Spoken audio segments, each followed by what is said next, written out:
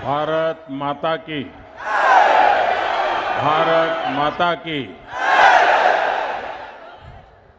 कर्नाटका तांडेर मारगोर बंजारा बाईबिया नायक डाव कारबारी तमनोन हाथ जोड़ी राम रामी। जय सेवालाल महाराज, जय सेवालाल महाराज, जय सेवालाल महाराज। कलबुर्गी या श्री शरण बसवेश्वर ಮತ್ತು ಗಾಣಗಾಪುರದ ಗುರು ದತ್ತಾತ್ರೇಯರಿಗೆ ನಮ್ಮ ನಮಸ್ಕಾರಗಳು। ಪ್ರಖ್ಯಾತ ರಾಷ್ಟ್ರಕೂಟ ಸಾಮ್ರಾಜ್ಯದ ರಾಜಧಾನಿಗೆ ಮತ್ತು ಕನ್ನಡ ನಾಡಿನ ಸಮಸ್ತ ಜನತೆಗೆ ನನ್ನ ನಮಸ್ಕಾರಗಳು। कर्नाटका के राज्यपाल श्री थावरचंद जी गहलोत, कर्नाटका के लोकप्रिय मुख्यमंत्री श्री बासवराज बोम्मई जी, केंद्रीय मंत्रिमंडल में मेरे सहयोगी भगवत खुबा जी, कर्नाटका सरकार के मंत्रीगण, सांसदगण और विधायकगण और विशाल संख्या में आकर के हमें आशीर्वाद देने वाले मेरे प्यारे भाइयों और बहनों, 2023 का वर्ष प्रारंभ हुआ है। जनवरी का महीना है और वैसे भी जनवरी अपने आप में बड़ा खास होता है। जनवरी के महीने में हमारे देश का संविधान लागू हुआ था। देशवासियों को आजाद भारत में उनके अधिकार सुनिश्चित हुए थे। ऐसे पावन महीने में आज कर्नाटका की सरकार ने सामाजिक न्याय के लिए, सोशल जस्टिस के लिए एक बहुत बड़ा कदम उठाया है। आज कर्नाटका के लाखों बंजारा साथियों के लिए बहुत बड़ा दिन है।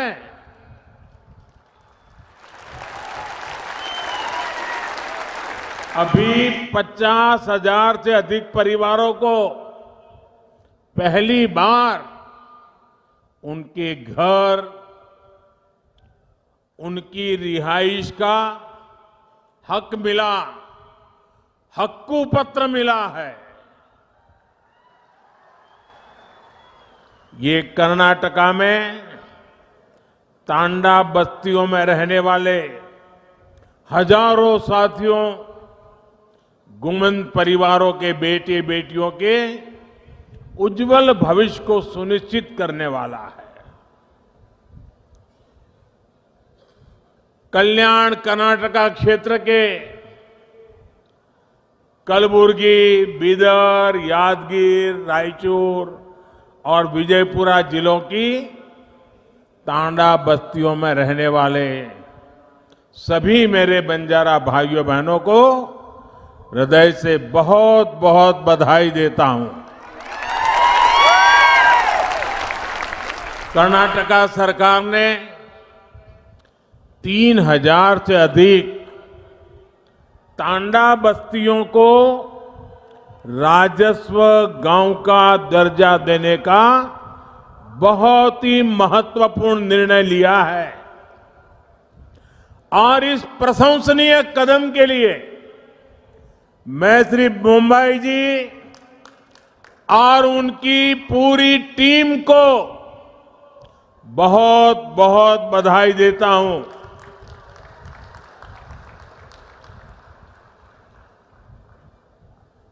मेरे प्यारे भाइयों बहनों, ये क्षेत्र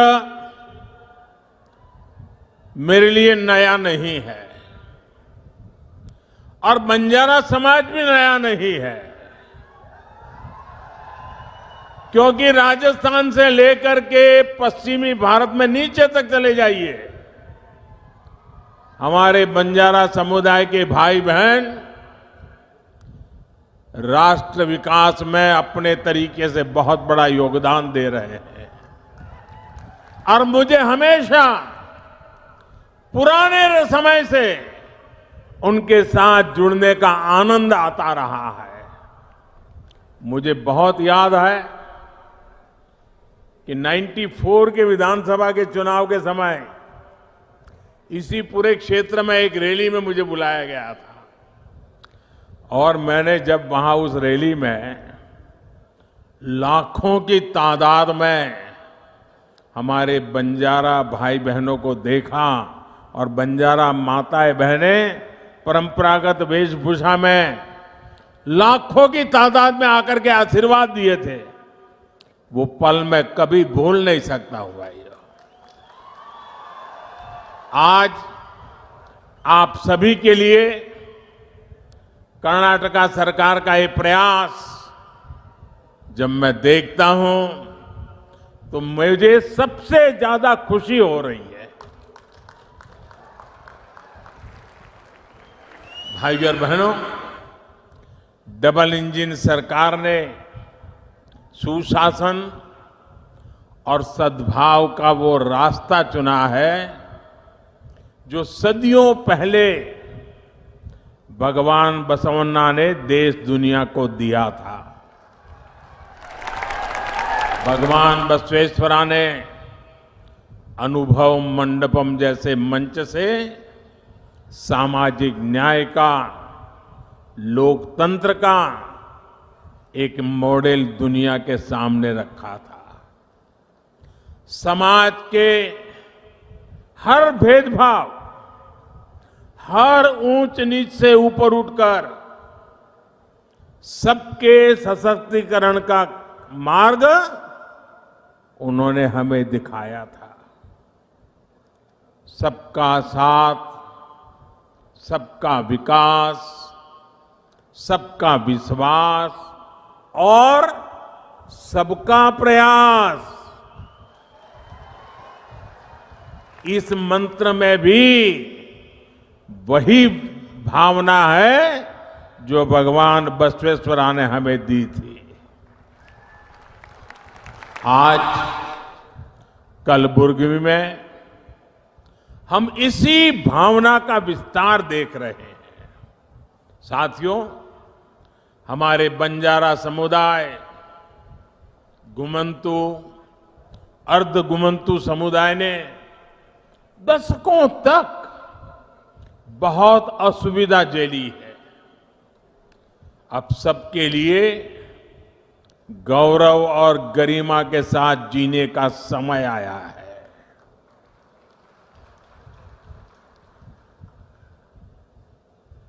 और मैं देख रहा था जब ऊपर मेरा इन बंजारा परिवारों से मिलना हुआ, एक मां जिस प्रकार से मुझे आशीर्वाद दे रही थी, जिस प्रकार से अपनी भावनाएं व्यक्त कर रही थी, समाज के लिए जीने मरने की बहुत बड़ी ताकत देने वाले आशीर्वाद वो मां दे रही थी। आने वाले वर्षों में इन समुदायों के विकास और कल्याण के लिए सैकड़ों करोड़ रुपए का विशेष प्रावधान भी किया गया है। बंजारा समाज के युवाओं को प्रतियोगी परीक्षाओं की मुफ्त कोचिंग का भी प्रबंध किया जा रहा है। ऐसे समुदायों के लिए आजीविका के नए साधनों का भी निर्माण किया जा रहा है। झुग्गियों के बजाय इन साथियों को पक्के घर मिले, इसके लिए भी सहायता दी जा रही है।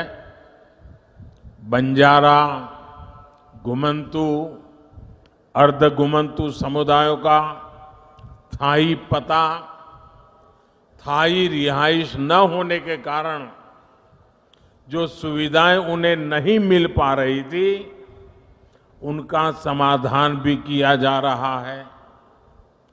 आज का ये आयोजन इसी समाधान की दिशा में उठाया गया अहम कदम है। 1993 में, यानी 3 दशक पहले इसकी सिफारिश की गई थी, लेकिन उसके बाद सबसे अधिक जिस दल का शासन यहां रहा, उसने सिर्फ वोट बैंक बनाने पर ही ध्यान दिया। इन उपेक्षित परिवारों का जीवन बनाने की उन्होंने कभी नहीं सोची। तांडा में रहने वाले साथियों ने अपने हक के लिए लंबा संघर्ष किया है, अनेक कठिनाइयां झेली हैं, एक बहुत लंबा इंतजार आप सबको करना पड़ा है। लेकिन अब उदासीनता का वो पुराना माहौल भाजपा की सरकार ने बदल दिया है। मैं आज मेरी इन बंजारा माताओं से कहना चाहता हूं,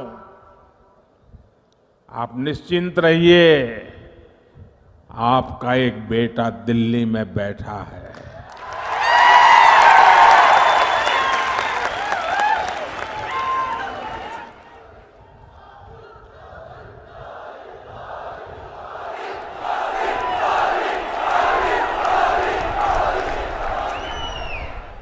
आप भारत माता की, भारत माता की, भारत माता की।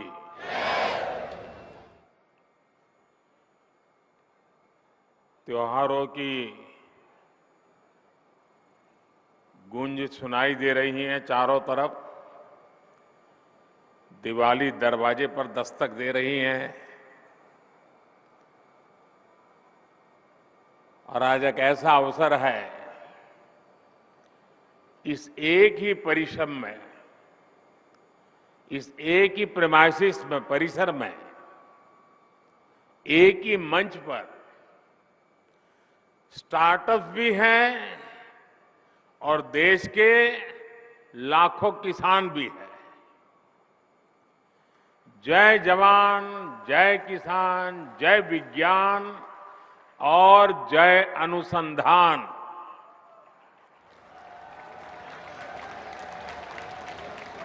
एक प्रकार से ये समारोह इस मंत्र का जीवंत स्वरूप हमें नजर आ रहा है। साथियों, भारत की खेती के सभी बड़े भागीदार आज रूबरू में और वर्चुअली पूरे देश के हर कोने में इस कार्यक्रम में हमारे साथ जुड़े हुए हैं। ऐसे महत्वपूर्ण मंच से आज किसानों के जीवन को और आसान बनाने, किसानों को और अधिक समृद्ध बनाने और हमारी कृषि व्यवस्थाओं को और आधुनिक बनाने की दिशा में कई बड़े कदम उठाए जा रहे हैं। आज देश में 600 से ज्यादा प्रधानमंत्री किसान समृद्धि केंद्रों की शुरुआत हो रही है। और मैं अभी यहां जो प्रदर्शनी लगी है उसे देख रहा था। एक से बढ़कर एक ऐसी अनेक टेक्नोलॉजी के इनोवेशन वहां है, तो मेरा मन तो कर रहा था कि वहां जरा और ज्यादा रुक जाऊं, लेकिन त्योहारों की सीजन है, आपको ज्यादा रोकना नहीं चाहिए, इसलिए मैं मंच पे चला आया। लेकिन वहां मैंने ये प्रधानमंत्री किसान समृद्धि केंद्र की जो रचना देखी, उसका एक जो मॉडल खड़ा किया है, मैं वाकई मनसुख भाई और उनकी टीम को बधाई देता हूं। ये किसान के लिए सिर्फ उर्वरक खरीद बिक्री का केंद्र नहीं है, एक संपूर्ण रूप से किसान के साथ घनिष्ठ नाता जोड़ने वाला, उसकी हर सवालों का जवाब देने वाला, उसकी हर आवश्यकता में मदद करने वाला ये किसान समृद्धि केंद्र बना है। साथियों, थोड़ी देर पहले ही देश के करोड़ों किसानों को पीएम किसान सम्मान निधि के रूप में 16,000 करोड़ रुपए की एक और किस्त उनके खाते में जमा हो गई। आप में से भी जो किसान यहां बैठे होंगे, अगर मोबाइल देखेंगे तो आपके मोबाइल पे खबर आ गई होगी कि 2,000 रुपये आपके जमा हो चुके हैं। कोई बिचौलिया नहीं, कोई कटकी कंपनी नहीं, सीधा सीधा मेरे किसान के खाते में पैसा चला जाता है। मैं इस दिवाली के पहले पैसे का पहुंचना, खेती के अनेक महत्वपूर्ण कामों के समय पैसा पहुंचना, मैं सभी हमारे लाभार्थी किसान परिवारों को, देश के कोने कोने में सभी किसानों को, उनके परिवारजनों को इस अवसर पर बहुत बहुत बधाई देता हूं। जो एग्रीकल्चर स्टार्टअप यहां पर उसका जो आयोजन में आया है, मैं उन सबका भी जो हिस्सा ले रहे हैं, किसानों की भलाई के लिए उन्होंने जो नए नए इनोवेशन किए हैं, उनकी मेहनत कैसे कम हो, उनके पैसों में बचत कैसे हो, उनके काम में गति कैसे बढ़े, उनकी सीमित जमीन में ज्यादा उत्पादन कैसे हो, ऐसे अनेक काम ये हमारे स्टार्टअप वाले, हमारे नौजवानों ने किए हैं। मैं वो भी देख रहा था, एक से बढ़कर एक इनोवेशन नजर आ रहे हैं। मैं ऐसे सभी युवाओं को भी जो आज किसानों के साथ जुड़ रहे हैं, उनको बहुत बहुत बधाई देता हूं और उनका इसमें भागीदार होने के लिए हृदय से अभिनंदन और स्वागत करता हूं। साथियों, आज वन नेशन वन फर्टिलाइजर, इसके रूप में किसानों को सस्ती और क्वालिटी खाद भारत ब्रांड के तहत उपलब्ध कराने की योजना है। ये शुरू हो गया आज। 2014 से पहले फर्टिलाइजर सेक्टर में कितने बड़े संकट थे, कैसे यूरिया की कालाबाजारी होती थी, कैसे किसानों का हक छीना जाता था और बदले में किसानों को लाठियां झेलनी पड़ती थी। ये हमारे किसान भाई बहन 2014 के पहले के वो दिन कभी नहीं भूल सकते। देश में यूरिया के बड़े बड़े कारखाने बरसों पहले ही बंद हो चुके थे, क्योंकि एक नई दुनिया खड़ी हो गई थी। इंपोर्ट करने से कई लोगों के घर भरते थे, जेब भरते थे, इसलिए यहां कारखाने बंद होने में उनका आनंद था। हमने यूरिया की 100% नीम कोटिंग करके उसकी कालाबाजारी रुकवाई। हमने बरसों से बंद पड़े देश के 6 सबसे बड़े यूरिया कारखानों को फिर से शुरू करने के लिए मेहनत की है। साथियों, अब तो यूरिया उत्पादन में आत्मनिर्भरता के लिए भारत अब तेजी से लिक्विड नैनो यूरिया, प्रवाही नैनो यूरिया की तरफ बढ़ रहा है। नैनो यूरिया कम खर्च में अधिक प्रोडक्शन का माध्यम है। एक बोरी यूरिया, आप सोचिए, एक बोरी यूरिया को जिसके लिए जरूरत लगती है, वो काम हम नैनो यूरिया की एक छोटी सी बोतल से हो जाता है। ये विज्ञान का कमाल है, टेक्नोलॉजी का कमाल है, और इसके कारण किसानों को ये यूरिया के बोरे लाना, ले जाना, उसकी मेहनत, ट्रांसपोर्टेशन का खर्चा और घर में भी जाकर के रखने के लिए जगह, इस सब मुसीबतों से मुक्ति। अब आप आए बाजार में 10 चीजें ले रहे हैं, एक बोतल जेब में डाल दिया, अपना काम हो गया। फर्टिलाइजर सेक्टर में रिफॉर्म्स के हमारे अब तक के प्रयासों में आज 2 और प्रमुख रिफॉर्म, बड़े बदलाव जुड़ने जा रहे हैं।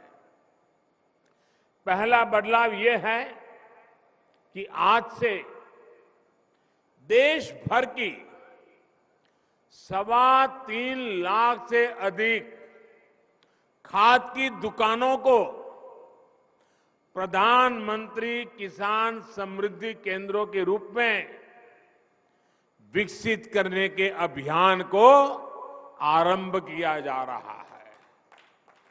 ये ऐसे केंद्र होंगे जहां सिर्फ खाद ही मिलेगी ऐसा नहीं, बल्कि बीज हो, उपकरण हो, सॉइल टेस्टिंग, मिट्टी की टेस्टिंग हो, हर प्रकार की जानकारी जो भी किसान को चाहिए वो इन केंद्रों पर एक ही जगह पर मिलेगी। हमारे किसान भाई बहनों को अब कभी यहां जाओ, फिर वहां जाओ, यहां भटको, वहां भटको, इस सारी झंझट से भी मेरे किसान भाइयों को मुक्ति।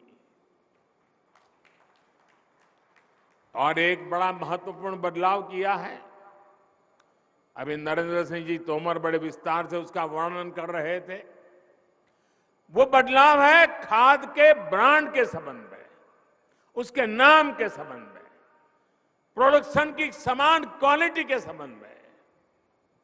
अभी तक इन कंपनियों के प्रचार अभियानों के कारण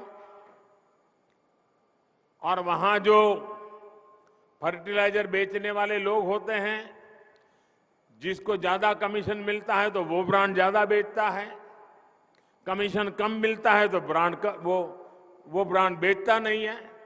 और इसके कारण किसान को जरूरत के हिसाब से जो गुणवत्ता वाला खाद मिलना चाहिए, वो इन स्पर्धा के कारण, भिन्न भिन्न नामों के कारण और वो बेचने वाले एजेंटों की मनमानी के कारण किसान परेशान रहता था और किसान भी भ्रम में फंसा रहता था। पड़ोस वाला कहता था कि मैं ये लाया, तो उसको लगता है मैं ये लाया हूं, मैंने तो गलती की, अच्छा छोड़ो इसको पड़ा रहने दो, वो मैं नया लाया लेके आता हूं। कभी कभी किसान इस भ्रम में डबल खर्चा कर देता था। डीएपी हो, एमओपी हो, एनपीके हो, ये किस कंपनी से खरीदे, यही किसान के लिए चिंता का विषय रहता था।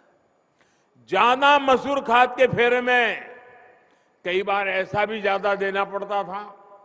और मान लीजिए उसके दिमाग में एक ब्रांड भर गई है, वो नहीं मिला और दूसरा लेना पड़ा, तो वो सोचता है चलो इसमें जरा पहले 1 किलो उपयोग करता था, अब 2 किलो करूं, क्योंकि ब्रांड दूसरी आई है पता नहीं कैसे, मतलब उसका खर्चा भी ज्यादा हो जाता था। इन सारी समस्याओं को एक साथ एड्रेस किया गया है। अब वन नेशन वन फर्टिलाइजर से किसान को हर तरह के भ्रम से मुक्ति मिलने वाली है और बेहतर खाद भी उपलब्ध होने वाली है। देश में आप हिंदुस्तान के किसी भी कोने में जाइए, एक ही नाम, एक ही ब्रांड से और एक समान गुणवत्ता वाले यूरिया की बिक्री होगी, और ये ब्रांड है भारत।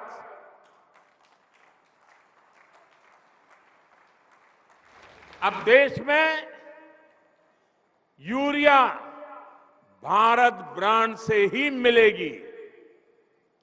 जब पूरे देश में फर्टिलाइजर का ब्रांड एक ही होगा तो कंपनी के नाम पर फर्टिलाइजर को लेकर होने वाली मारामारी भी खत्म हो जाएगी। इससे फर्टिलाइजर की कीमत भी कम होगी, खाद तेजी से पर्याप्त मात्रा में उपलब्ध होगा। साथियों, आज देश में लगभग 85% हमारे जो किसान हैं वो छोटे किसान हैं। 1 हेक्टर 1.5 हेक्टर से ज्यादा जमीन नहीं है इनके पास। और इतना ही नहीं, समय के साथ जब परिवार का विस्तार होता है, परिवार बढ़ता है, तो उतनी छोटे से टुकड़े के भी टुकड़े हो जाते हैं। जमीन और छोटे छोटे टुकड़े में विभाजित हो जाती है। और आजकल जलवायु परिवर्तन देखते हैं हम। दिवाली तो आ गई, बारिश जाने का नाम नहीं ले रही है। प्राकृतिक प्रकोप चलता रहता है। साथियों, उसी प्रकार से अगर मिट्टी खराब होगी, अगर हमारी धरती माता की तबीयत ठीक नहीं रहेगी, हमारी धरती माता ही बीमार रहेगी, तो हमारी मां, उसकी उपजाऊ क्षमता भी घटेगी, पानी की सेहत खराब होगी तो और समस्याएं होगी। ये सब कुछ किसान अपनी रोजमर्रा की जिंदगी में अनुभव करता है। ऐसी स्थिति में खेती की पैदावार को बढ़ाने के लिए, अच्छी उपज के लिए हमें खेती में नई व्यवस्थाओं का निर्माण करना ही होगा। ज्यादा वैज्ञानिक पद्धति को, ज्यादा टेक्नोलॉजी को खुले मन से अपनाना ही होगा। इसी सोच के साथ हमने कृषि क्षेत्र में वैज्ञानिक पद्धतियों को बढ़ाने, टेक्नोलॉजी के ज्यादा से ज्यादा इस्तेमाल पर बल दिया है। आज देश में किसानों को 22 करोड़ सॉयल हेल्थ कार्ड दिए जा चुके हैं, ताकि उन्हें मिट्टी की सेहत की सही जानकारी मिले। हम अच्छी से अच्छी क्वालिटी के बीज किसानों को मिले, इसके लिए वैज्ञानिक तरीके से जागृत प्रयास कर रहे हैं। बीते 7-8 साल में 1700 से अधिक वैरायटी के ऐसे बीज किसानों को उपलब्ध कराए गए हैं, जो ये बदलती जलवायु परिस्थिति है उसमें भी अपना मकसद पूरा कर सकते हैं, अनुकूल रहते हैं। हमारे यहां जो पारंपरिक मोटे अनाज मिलेट्स होते हैं, उनके बीजों की गुणवत्ता बढ़ाने के लिए भी आज देश में अनेक हब्स बनाए जा रहे हैं। भारत के मोटे अनाज पूरी दुनिया में प्रोत्साहन पाए, इसके लिए सरकार के प्रयासों से अगले वर्ष पूरी दुनिया में मोटे अनाज का अंतर्राष्ट्रीय वर्ष भी घोषित किया गया है। दुनिया भर में हमारे मोटे अनाज की चर्चा होने वाली है। अब मौका आपके सामने है, दुनिया में कैसे पहुंचना है। आप सभी पिछले 8 साल में सिंचाई को लेकर जो कार्य हुए हैं, उससे भी भली भांति परिचित है। हमारे यहां खेतों को पानी से लबालब भरना, जब तक किसान को खेत में सारी फसल पानी में डूबी हुई नजर नहीं आती है, एक भी पौधे की मुंडी अगर बाहर दिखती है तो उसको लगता है पानी कम है, वो पानी डालता ही जाता है, तालाब जैसा बना देता है पूरे खेत को, और उससे पानी भी बर्बाद होता है, मिट्टी भी बर्बाद होती है, फसल भी तबाह हो जाती है। हमने इस स्थिति से किसानों को बाहर निकालने पर भी काम किया है। पर ड्रॉप मोर क्रॉप, सूक्ष्म सिंचाई, माइक्रो इरिगेशन, उस पर बहुत अधिक बल दे रहे हैं। टपक सिंचाई पर बल दे रहे हैं, स्प्रिंकलर पर बल दे रहे हैं। पहले हमारे गन्ना का किसान ये मानने को तैयार नहीं था कि कम पानी से भी गन्ने की खेती हो सकती है। अब ये सिद्ध हो चुका है, स्प्रिंकलर से भी गन्ने की खेती बहुत उत्तम हो सकती है और पानी बचाया जा सकता है। उसके तो दिमाग में यही है कि जैसे पशु को पानी ज्यादा पिलाया तो दूध ज्यादा देगा, गन्ने के खेत को पानी ज्यादा दिया तो गन्ने का रस ज्यादा निकलेगा।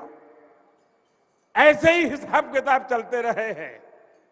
पिछले 7-8 वर्षों में देश की लगभग 70 लाख हेक्टेयर जमीन को माइक्रो इरिगेशन के दायरे में लाया जा चुका है।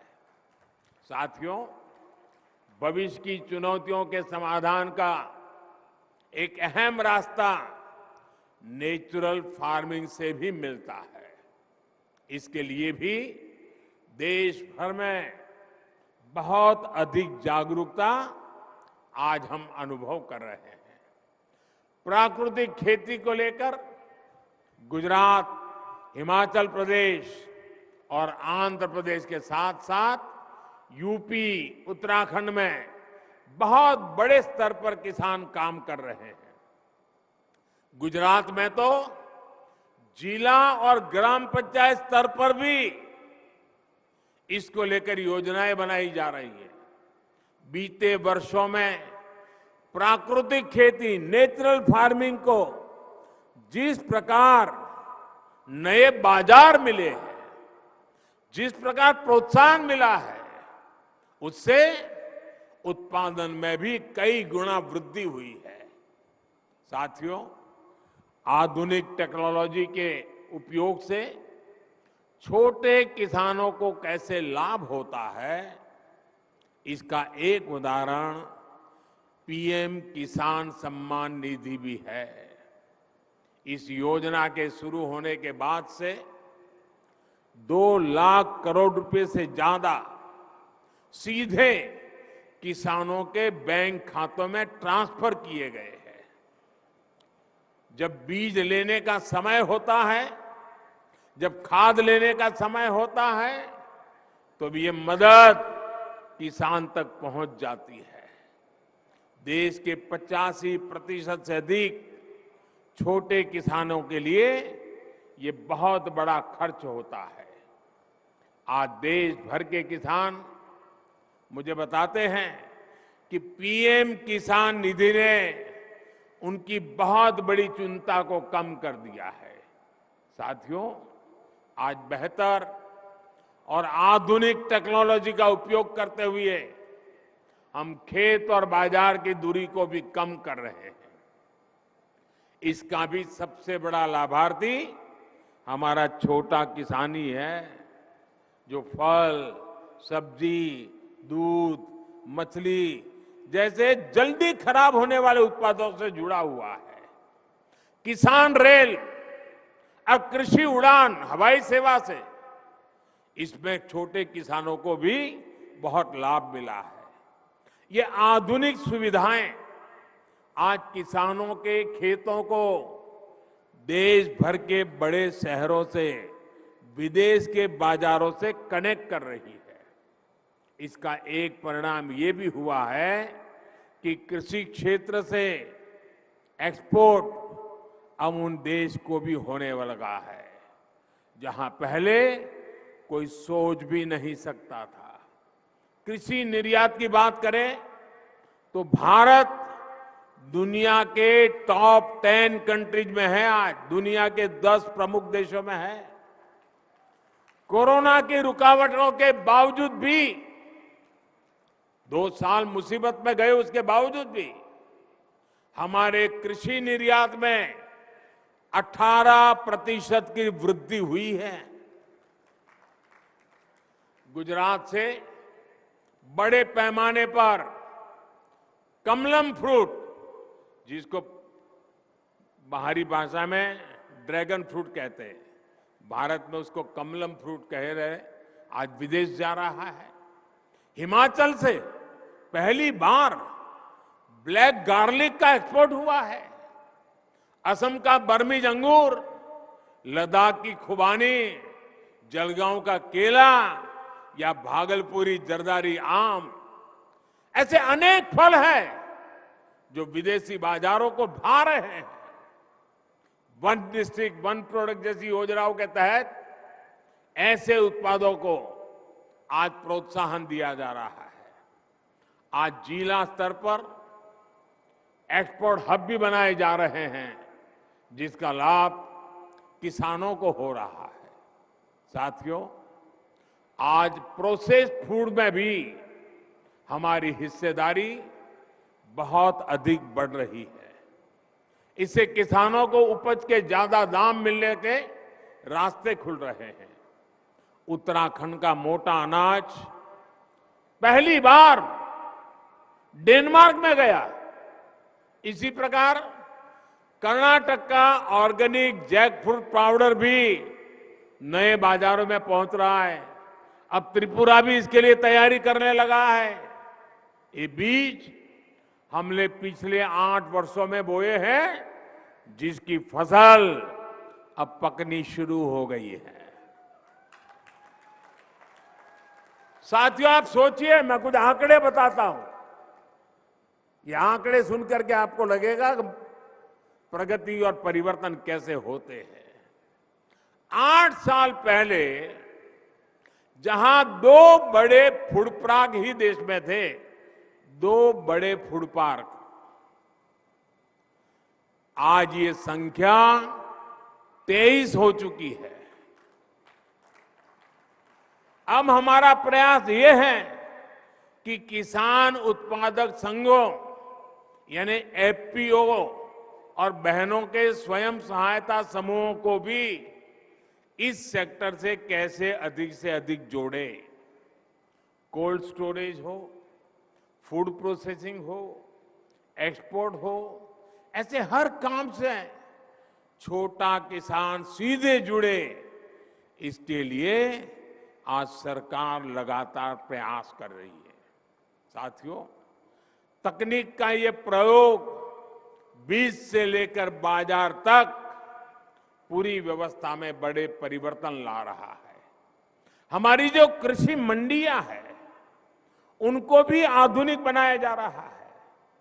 वही टेक्नोलॉजी के माध्यम से किसान घर बैठे ही देश की किसी भी मंडी में अपनी उपज बेच सके, ये भी ई नाम के माध्यम से किया जा रहा है। ई नाम से अब तक देश के 2.25 करोड़ से ज्यादा किसान और 2.5 लाख से अधिक व्यापारी जुड़ चुके हैं। आपको ये जानकर के भी खुशी होगी कि अभी तक इसके माध्यम से 2 लाख करोड़ रुपए से अधिक की लेन देन हुई है। आपने देखा होगा, आज देश के गांवों में जमीन के, घर के नक्शे बनाकर किसानों को प्रॉपर्टी कार्ड भी दिए जा रहे हैं। इन सभी कामों के लिए ड्रोन जैसी टेक्नोलॉजी, आधुनिक टेक्नोलॉजी का उपयोग किया जा रहा है। साथियों, खेती को ज्यादा से ज्यादा लाभकारी बनाने के लिए आधुनिक टेक्नोलॉजी को उपयोग को हमारे स्टार्टअप नए युग में ले जा सकते हैं। आज यहां इतनी बड़ी संख्या में स्टार्टअप से जुड़े साथी मौजूद हैं। बीते 7-8 सालों में खेती में स्टार्टअप की संख्या, ये भी आंकड़ा सुन लीजिए, पहले 100 थे, 100, आज 3000 से ज्यादा स्टार्टअप खेती में टेक्नोलॉजी पे काम कर रहे हैं। ये स्टार्टअप, ये इनोवेटिव युवा, ये भारत की टैलेंट, भारतीय कृषि का, भारत की ग्रामीण अर्थव्यवस्था का भविष्य नए सिरे से लिख रही है। लागत से लेकर ट्रांसपोर्टेशन तक की हर समस्या का समाधान हमारे स्टार्टअप्स के पास है। अब देखिए, किसान ड्रोन से ही किसान का जीवन कितना आसान होने वाला है। मिट्टी कैसी है, मिट्टी को कौन सी खाद चाहिए, कितनी सिंचाई चाहिए, बीमारी कौन सी है, दवाई कौन सी चाहिए, इसका अनुमान ड्रोन लगा सकता है और आपको सही मार्गदर्शन दे सकता है। दवाई का स्प्रे करना है तो ड्रोन उसी हिस्से में स्प्रे करता है जहां जरूरत है, जितनी जरूरत है। इससे स्प्रे और खाद की बर्बादी भी रुकेगी और किसान के शरीर पर जो केमिकल गिरता है उससे भी मेरा किसान भाई बहन बच जाएगा। भाई और बहनों, आज एक और बहुत बड़ी चुनौती है जिसका जिक्र मैं आप सभी किसान साथियों, हमारे इनोवेटर्स के सामने जरूर करना रहूं। आत्मनिर्भरता पर इतना बल मैं क्यों दे रहा हूं और खेती की, किसानों की इसमें क्या भूमिका है, ये हम सबको समझ करके मिशन मोड में काम करने की जरूरत है। आज सबसे अधिक खर्च जिन चीजों को आयात करने में हमारा होता है वो खाने का तेल है, फर्टिलाइजर है, कच्चा तेल है। इनको खरीदने के लिए ही हर साल लाखों करोड़ रुपए हमारे दूसरे देशों को देना पड़ता है। विदेशों में जब कोई समस्या आती है तो इसका बुरा असर हमारे यहां पर भी पड़ता है। अब जैसे पहले कोरोना आया, हम मुश्किलें झेलते झेलते दिन निकाल रहे थे, रास्ते खोज रहे थे।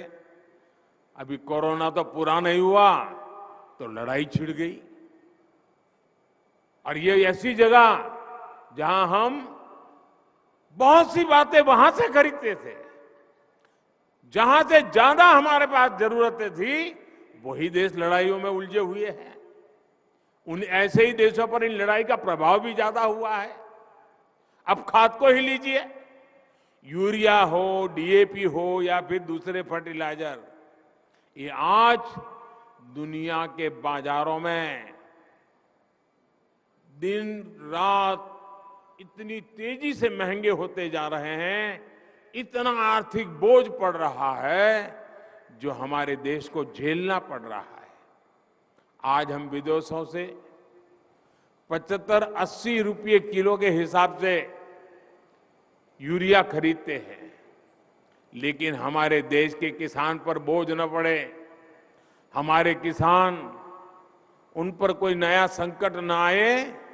जो 70-80 रुपये में हमारा यूरिया हम आज बाहर से लाते हैं, हम किसानों को 5 या 6 रुपये में पहुंचाते हैं भाइयों, ताकि मेरे किसान भाइयों बहनों को कष्ट न हो, किसानों को कम कीमत में खाद मिले। इसके लिए इस वर्ष अब इसके कारण सरकारें खजाने पर बोझ आता है, कई कामों को करने में रुकावटें खड़ी हो जाती है। इस वर्ष लगभग 2.5 लाख करोड़ रुपया केंद्र सरकार का सिर्फ ये यूरिया के पीछे हमको लगाना पड़ रहा है। भाइयों और बहनों, आयात पर हो रहे खर्च को कम करने के लिए, देश को आत्मनिर्भर बनाने के लिए हम सब ने मिलकर के संकल्प करना ही होगा, हम सब ने मिलकर के उस दिशा में चलना ही होगा। हम सब ने मिलकर के विदेशों से खाने के लिए चीजें लानी पड़े, खेती के लिए चीजें लानी पड़े, इसमें से मुक्त होने का संकल्प करना ही पड़ेगा। कच्चे तेल और गैस पर विदेशी निर्भरता को कम करने के लिए बायोफ्यूल इथेनॉल पर बहुत अधिक काम आज देश में चल रहा है। इस काम से सीधे किसान जुड़ा है, हमारी खेती जुड़ी हुई है। किसान की उपज से पैदा होने वाले इथेनॉल से गाड़ियां चले और कचरे से, गोबर से बनने वाली बायोगैस से बायो सीएनजी बने, ये काम आज हो रहा है। खाने के तेल की आत्मनिर्भरता के लिए हमने मिशन ऑयल पाम भी शुरू किया है। आज मैं आप सभी किसान साथियों से आग्रह करूंगा कि इस मिशन का अधिक से अधिक आप लाभ उठाएं। तिलहन की पैदावार बढ़ाकर हम खाद्य तेल का आयात बहुत कम कर सकते हैं। देश के किसान इसमें पूरी तरह सक्षम है। दालों के मामले में जब मैंने 2015 में आपको आह्वान किया था, आपने मेरी बात को सर आंखों पे उठा लिया था और आपने करके दिखाया था।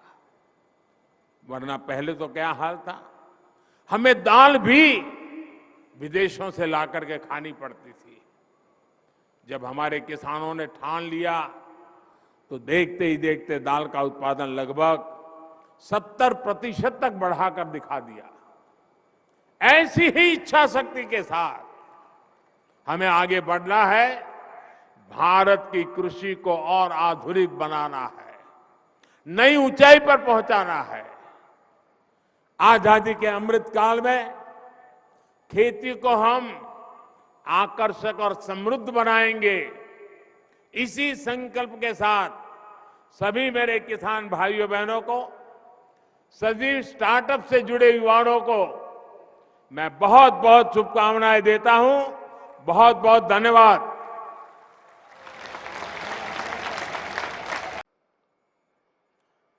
भारत माता की, भारत माता की, भारत माता की।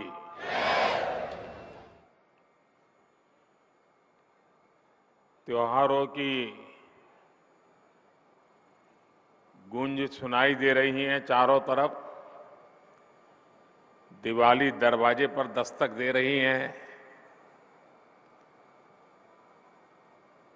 और आज एक ऐसा अवसर है,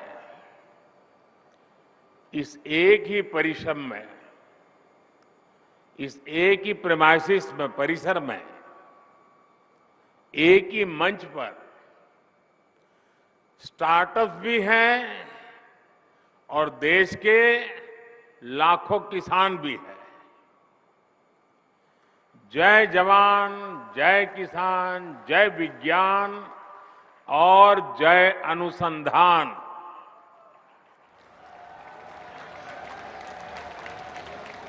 एक प्रकार से ये समारोह इस मंत्र का जीवंत स्वरूप हमें नजर आ रहा है।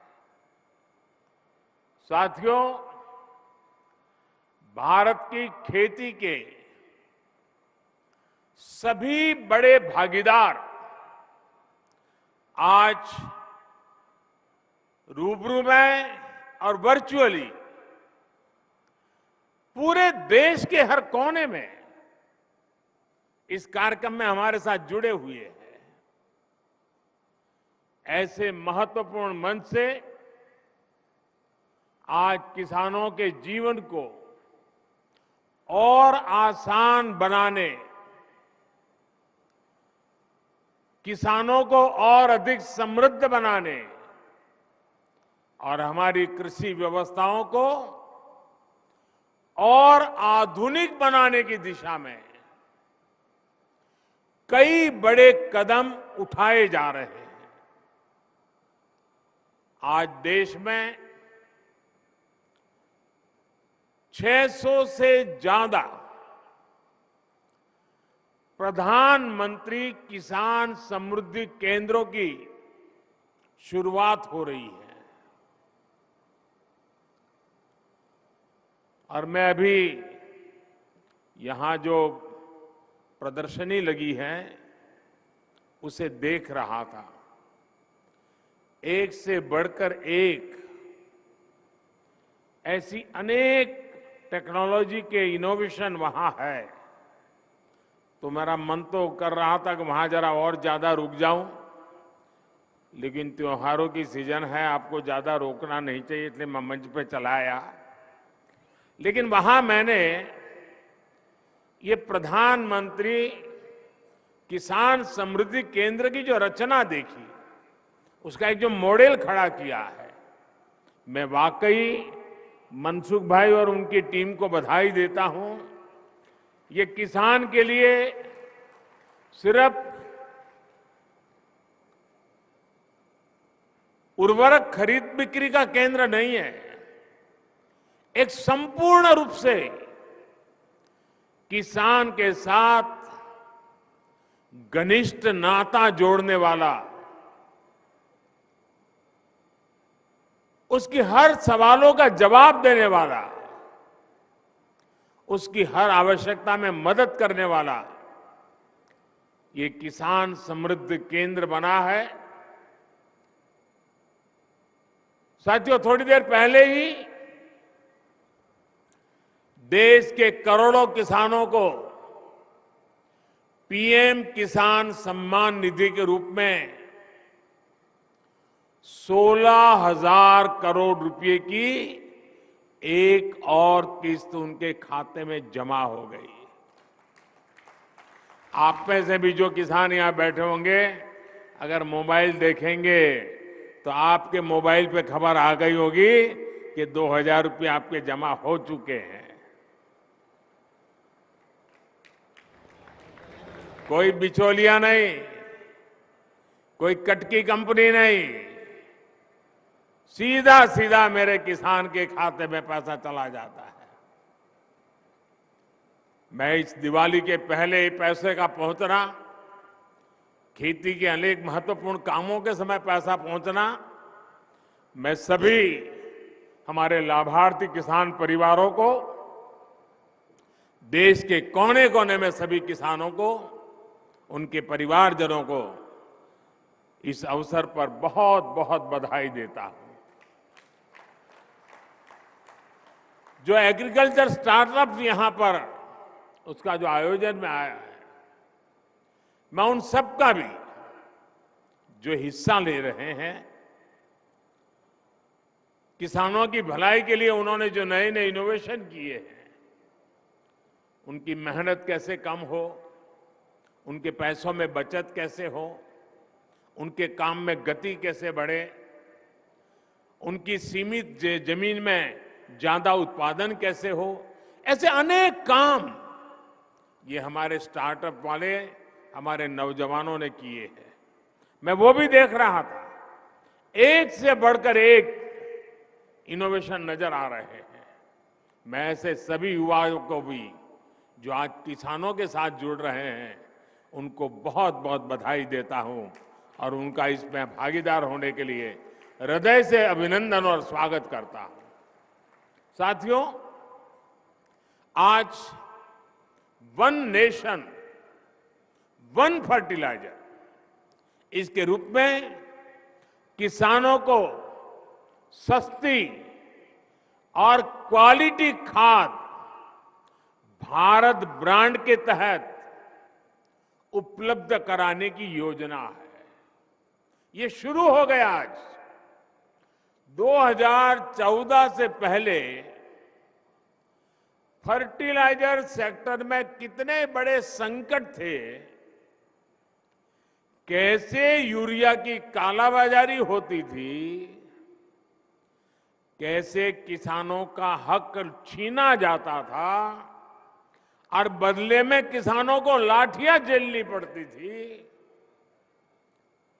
ये हमारे किसान भाई बहन 2014 के पहले के वो दिन कभी नहीं भूल सकते। देश में यूरिया के बड़े बड़े कारखाने बरसों पहले ही बंद हो चुके थे, क्योंकि एक नई दुनिया खड़ी हो गई थी। इंपोर्ट करने से कई लोगों के घर भरते थे, जेब भरते थे, इसलिए यहां कारखाने बंद होने में ही उनका आनंद था। हमने यूरिया की 100% नीम कोटिंग करके उसकी कालाबाजारी रुकवाई। हमने बरसों से बंद पड़े देश के 6 सबसे बड़े यूरिया कारखानों को फिर से शुरू करने के लिए मेहनत की है।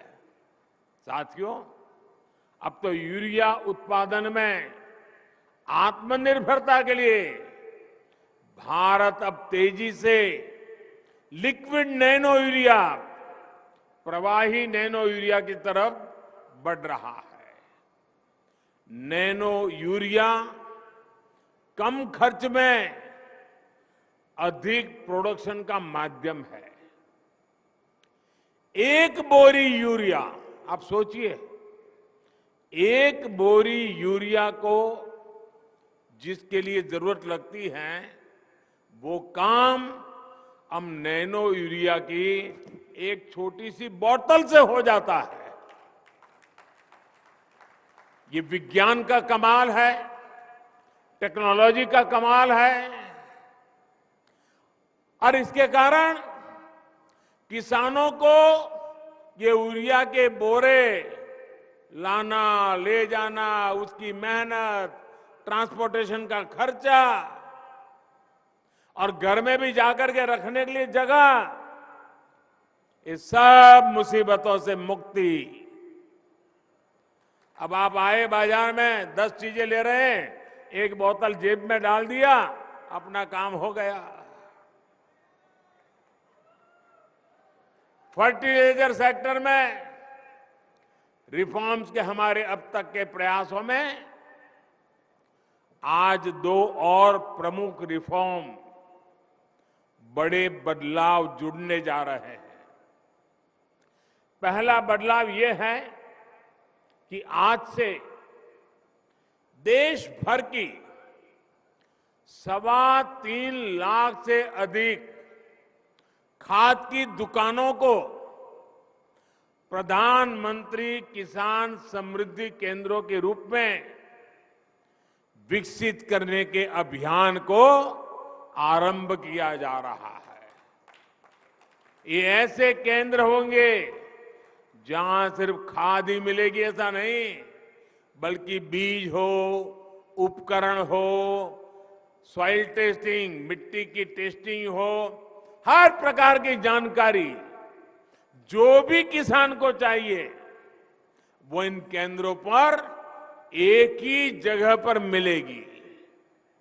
हमारे किसान भाई बहनों को अब कभी यहां जाओ, फिर वहां जाओ, यहां भटको, वहां भटको, इस सारी झंझट से भी मेरे किसान भाइयों को मुक्ति। और एक बड़ा महत्वपूर्ण बदलाव किया है, अभी नरेंद्र सिंह जी तोमर बड़े विस्तार से उसका वर्णन कर रहे थे। वो बदलाव है खाद के ब्रांड के संबंध में, उसके नाम के संबंध में, प्रोडक्शन की समान क्वालिटी के संबंध में। अभी तक इन कंपनियों के प्रचार अभियानों के कारण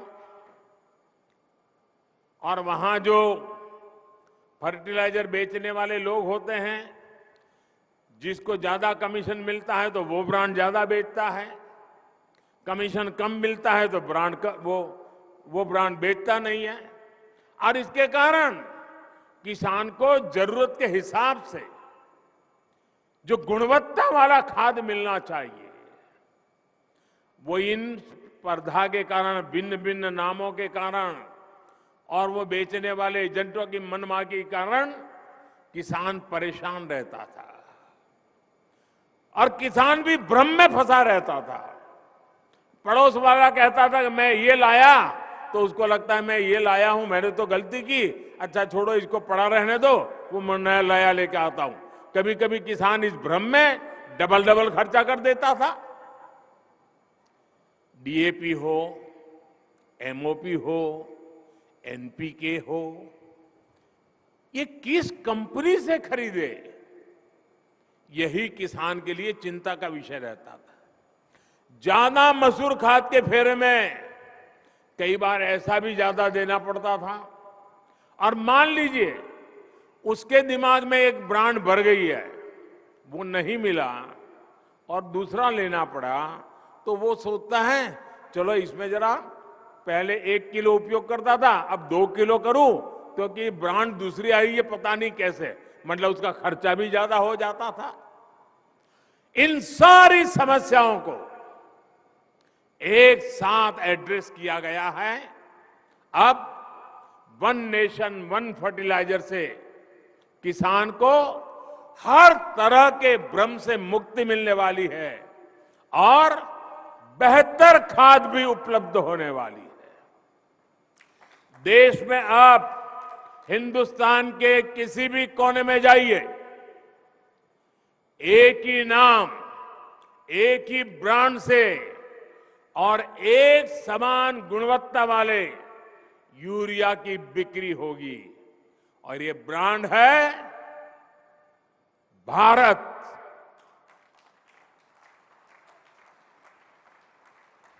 अब देश में यूरिया भारत ब्रांड से ही मिलेगी।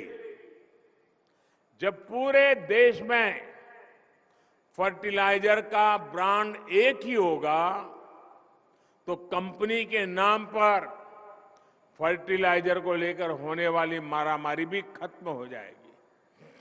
इससे फर्टिलाइजर की कीमत भी कम होगी, खाद तेजी से पर्याप्त मात्रा में उपलब्ध होगा। साथियों, आज देश में लगभग 85% हमारे जो किसान हैं, वो छोटे किसान हैं। 1 हेक्टर 1.5 हेक्टर से ज्यादा जमीन नहीं है इनके पास। और इतना ही नहीं, समय के साथ जब परिवार का विस्तार होता है, परिवार बढ़ता है, तो उतनी छोटे से टुकड़े के भी टुकड़े हो जाते हैं। जमीन और छोटे छोटे टुकड़े में विभाजित हो जाती है। और आजकल जलवायु परिवर्तन देखते हैं हम। दिवाली तो आ गई, बारिश जाने का नाम नहीं ले रही है।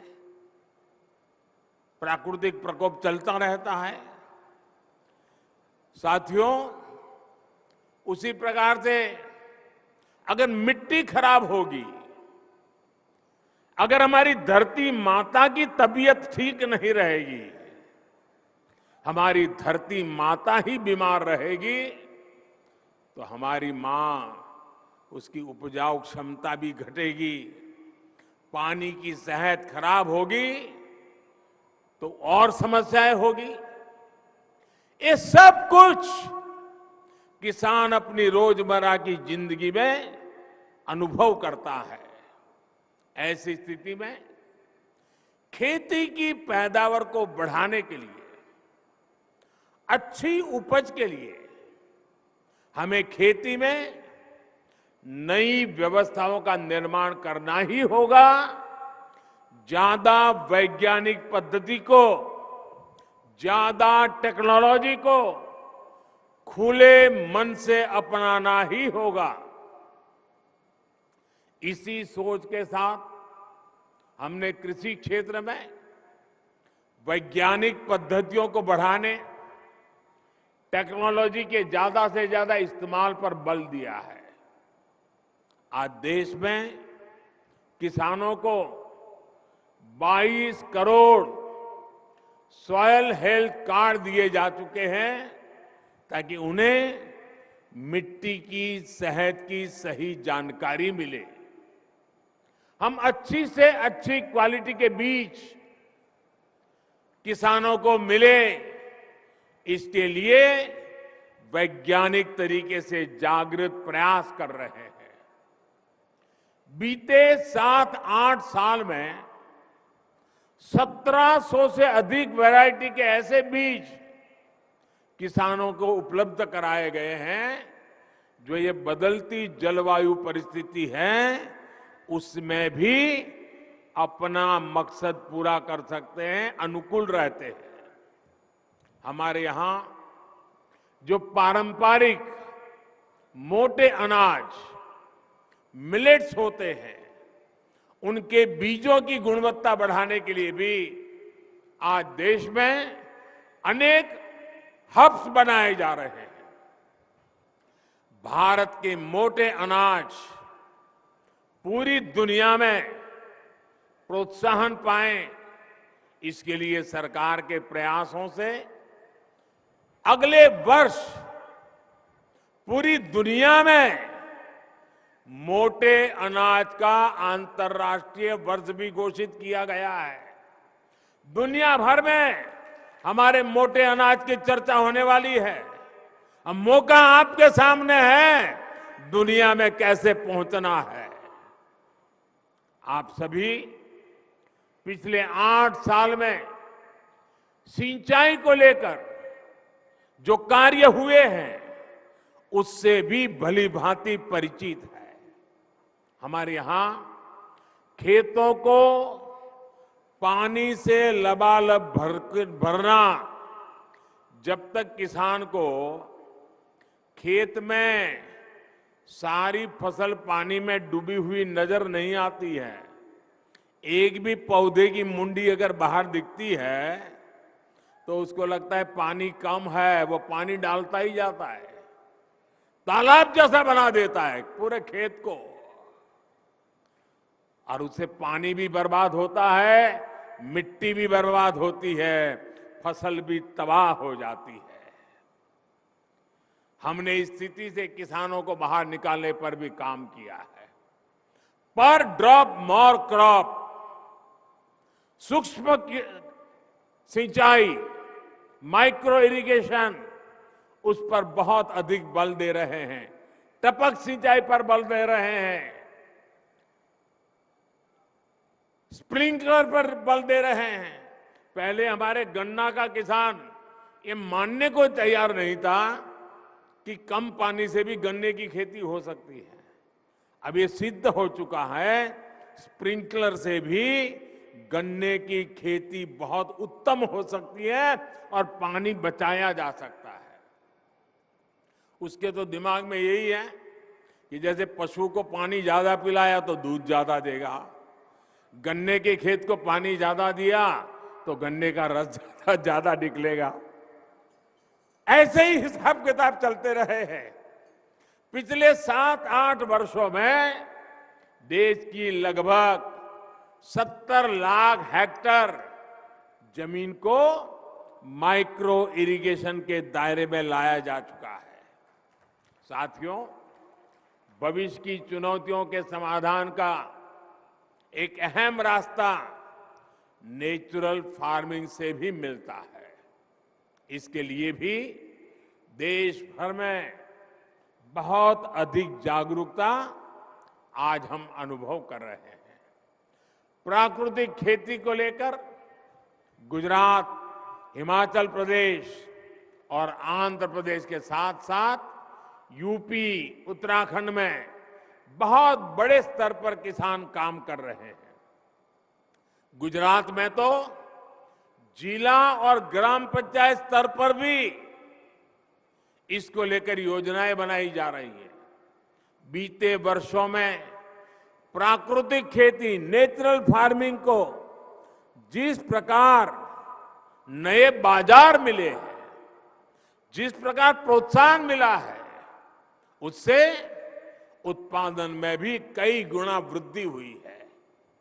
साथियों, आधुनिक टेक्नोलॉजी के उपयोग से छोटे किसानों को कैसे लाभ होता है, इसका एक उदाहरण पीएम किसान सम्मान निधि भी है। इस योजना के शुरू होने के बाद से 2 लाख करोड़ रुपए से ज्यादा सीधे किसानों के बैंक खातों में ट्रांसफर किए गए हैं। जब बीज लेने का समय होता है, जब खाद लेने का समय होता है, तो भी ये मदद किसान तक पहुंच जाती है। देश के 85% से अधिक छोटे किसानों के लिए ये बहुत बड़ा खर्च होता है। आज देश भर के किसान मुझे बताते हैं कि पीएम किसान निधि ने उनकी बहुत बड़ी चिंता को कम कर दिया है। साथियों, आज बेहतर और आधुनिक टेक्नोलॉजी का उपयोग करते हुए हम खेत और बाजार की दूरी को भी कम कर रहे हैं। इसका भी सबसे बड़ा लाभार्थी हमारा छोटा किसान ही है, जो फल, सब्जी, दूध, मछली जैसे जल्दी खराब होने वाले उत्पादों से जुड़ा हुआ है। किसान रेल और कृषि उड़ान हवाई सेवा से इसमें छोटे किसानों को भी बहुत लाभ मिला है। ये आधुनिक सुविधाएं आज किसानों के खेतों को देश भर के बड़े शहरों से, विदेश के बाजारों से कनेक्ट कर रही है। इसका एक परिणाम ये भी हुआ है कि कृषि क्षेत्र से एक्सपोर्ट अब उन देश को भी होने लगा है, जहां पहले कोई सोच भी नहीं सकता था। कृषि निर्यात की बात करें तो भारत दुनिया के टॉप 10 कंट्रीज में है। आज दुनिया के 10 प्रमुख देशों में है। कोरोना की रुकावटों के बावजूद भी 2 साल मुसीबत में गए, उसके बावजूद भी हमारे कृषि निर्यात में 18% की वृद्धि हुई है। गुजरात से बड़े पैमाने पर कमलम फ्रूट, जिसको बाहरी भाषा में ड्रैगन फ्रूट कहते हैं, भारत में उसको कमलम फ्रूट कह रहे, आज विदेश जा रहा है। हिमाचल से पहली बार ब्लैक गार्लिक का एक्सपोर्ट हुआ है। असम का बर्मीज अंगूर, लद्दाख की खुबानी, जलगांव का केला या भागलपुरी जरदारी आम, ऐसे अनेक फल हैं जो विदेशी बाजारों को भा रहे हैं। वन डिस्ट्रिक्ट वन प्रोडक्ट जैसी योजनाओं के तहत ऐसे उत्पादों को आज प्रोत्साहन दिया जा रहा है। आज जिला स्तर पर एक्सपोर्ट हब भी बनाए जा रहे हैं, जिसका लाभ किसानों को हो रहा है। साथियों, आज प्रोसेस्ड फूड में भी हमारी हिस्सेदारी बहुत अधिक बढ़ रही है। इससे किसानों को उपज के ज्यादा दाम मिलने के रास्ते खुल रहे हैं। उत्तराखंड का मोटा अनाज पहली बार डेनमार्क में गया। इसी प्रकार कर्नाटक का ऑर्गेनिक जैकफ्रूट पाउडर भी नए बाजारों में पहुंच रहा है। अब त्रिपुरा भी इसके लिए तैयारी करने लगा है। ये बीज हमने पिछले 8 वर्षों में बोए हैं, जिसकी फसल अब पकनी शुरू हो गई है। साथियों, आप सोचिए, मैं कुछ आंकड़े बताता हूं। ये आंकड़े सुनकर के आपको लगेगा कि प्रगति और परिवर्तन कैसे होते हैं। 8 साल पहले जहां 2 बड़े फूड पार्क ही देश में थे, 2 बड़े फूड पार्क, आज ये संख्या 23 हो चुकी है। अब हमारा प्रयास ये है कि किसान उत्पादक संघों यानी एफपीओ और बहनों के स्वयं सहायता समूहों को भी इस सेक्टर से कैसे अधिक से अधिक जोड़े। कोल्ड स्टोरेज हो, फूड प्रोसेसिंग हो, एक्सपोर्ट हो, ऐसे हर काम से छोटा किसान सीधे जुड़े, इसके लिए आज सरकार लगातार प्रयास कर रही है। साथियों, तकनीक का ये प्रयोग बीज से लेकर बाजार तक पूरी व्यवस्था में बड़े परिवर्तन ला रहा है। हमारी जो कृषि मंडियां हैं, उनको भी आधुनिक बनाया जा रहा है। वही टेक्नोलॉजी के माध्यम से किसान घर बैठे ही देश की किसी भी मंडी में अपनी उपज बेच सके, ये भी ई नाम के माध्यम से किया जा रहा है। ई नाम से अब तक देश के 2.25 करोड़ से ज्यादा किसान और 2.5 लाख से अधिक व्यापारी जुड़ चुके हैं। आपको ये जानकर के भी खुशी होगी कि अभी तक इसके माध्यम से 2 लाख करोड़ रुपए से अधिक की लेन देन हुई है। आपने देखा होगा, आज देश के गांवों में जमीन के, घर के नक्शे बनाकर किसानों को प्रॉपर्टी कार्ड भी दिए जा रहे हैं। इन सभी कामों के लिए ड्रोन जैसी टेक्नोलॉजी, आधुनिक टेक्नोलॉजी का उपयोग किया जा रहा है। साथियों, खेती को ज्यादा से ज्यादा लाभकारी बनाने के लिए आधुनिक टेक्नोलॉजी को उपयोग को हमारे स्टार्टअप नए युग में ले जा सकते हैं। आज यहां इतनी बड़ी संख्या में स्टार्टअप से जुड़े साथी मौजूद हैं।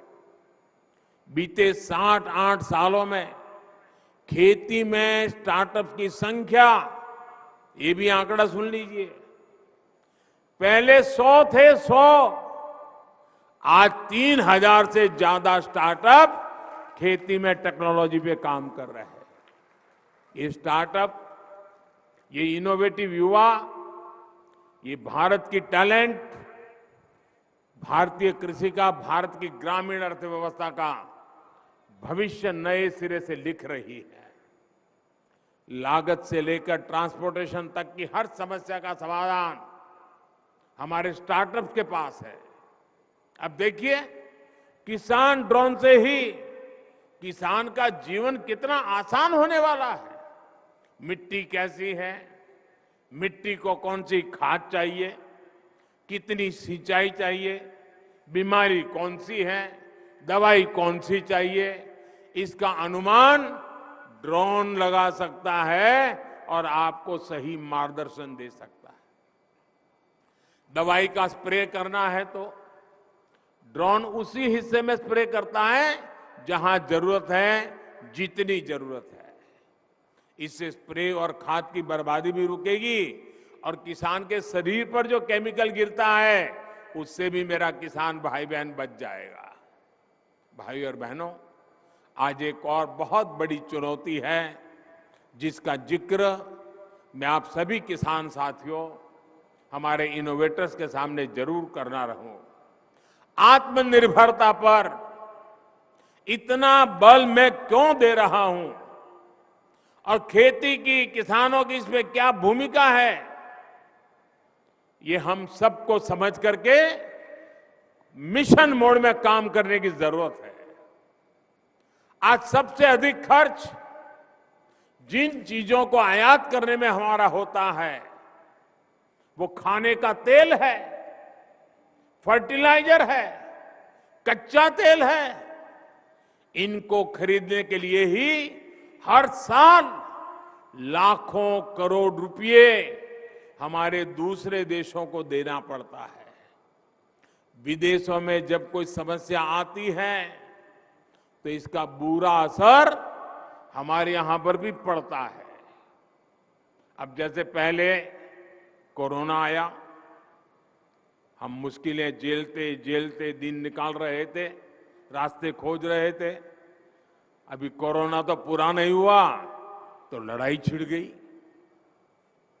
और ये ऐसी जगह जहां हम बहुत सी बातें वहां से खरीदते थे, जहां से ज्यादा हमारे पास जरूरतें थी, वही देश लड़ाइयों में उलझे हुए हैं।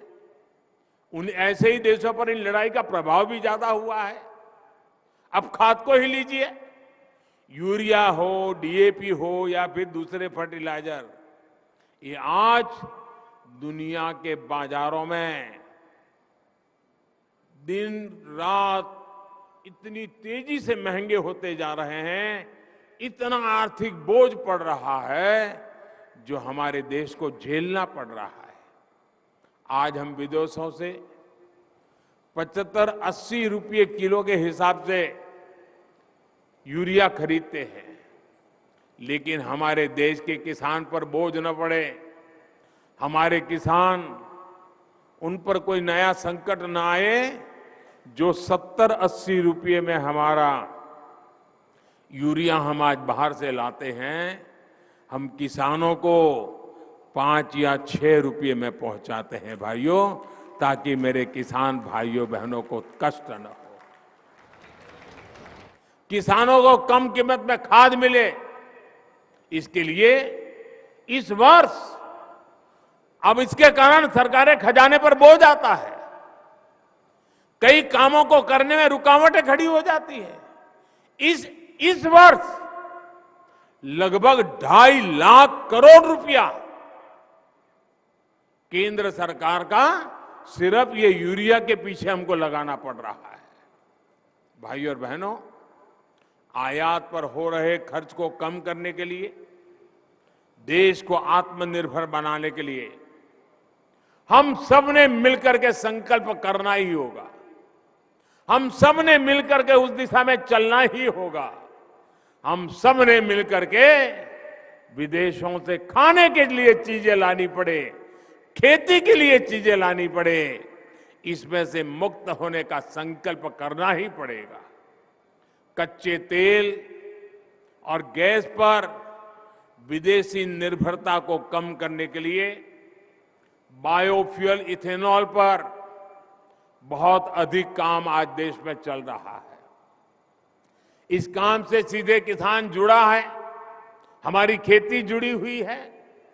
किसान की उपज से पैदा होने वाले इथेनॉल से गाड़ियां चले और कचरे से, गोबर से बनने वाली बायोगैस से बायो सीएनजी बने, ये काम आज हो रहा है। खाने के तेल की आत्मनिर्भरता के लिए हमने मिशन ऑयल पाम भी शुरू किया है। आज मैं आप सभी किसान साथियों से आग्रह करूंगा कि इस मिशन का अधिक से अधिक आप लाभ उठाएं। तिलहन की पैदावार बढ़ाकर हम खाद्य तेल का आयात बहुत कम कर सकते हैं। देश के किसान इसमें पूरी तरह सक्षम है। दालों के मामले में जब मैंने 2015 में आपको आह्वान किया था, आपने मेरी बात को सर आंखों पे उठा लिया था और आपने करके दिखाया था।